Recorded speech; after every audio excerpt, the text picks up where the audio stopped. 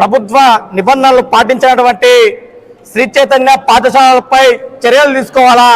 ఏదైతే శ్రీ చైతన్య పాఠశాలలు చేస్తున్నటువంటి ఫీజుల దోపిడీని అరికట్టాలని చెప్పేసి అనేక సందర్భాలుగా అనేక రోజులుగా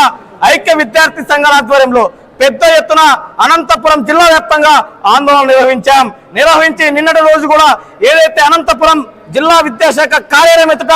ఐక్య విద్యార్థి సంఘాల ఆధ్వర్యంలో పెద్ద ఎత్తున ఆందోళన నిర్వహించి అక్కడ ఉన్నటువంటి డిఓకి శ్రీ చైతన్య విద్యా సంస్థలు చేస్తున్నటువంటి దోపిడీని వివరించినప్పటికీ కూడా ఈరోజు శ్రీ చైతన్య విద్యా సంస్థలు ఇష్టారాజ్యంగా ఇవాళ ప్రభుత్వ నిబంధనలు పక్కకు నెట్టే ఇష్టారాజ్యంగా నడుపుతా ఉన్నారు. ఈరోజు అనంతపురం నగరం శివారులో ఉన్నటువంటి ఏదైతే పామరాయిలో ఉన్నటువంటి శ్రీ చైతన్య సిబిఎస్ఈ బ్రాంచ్ లో ఈరోజు ఇష్టారాజ్యంగా ఈరోజు 9-10 తరగతులకు అనుమతి లేనప్పటికి కూడా ఈరోజు పాఠశాలలు నిర్వహిస్తా ఉన్నారు. అంతేకాకుండా ఏదైతే సాక్షి ఆఫీస్ దగ్గర ఉన్నటువంటి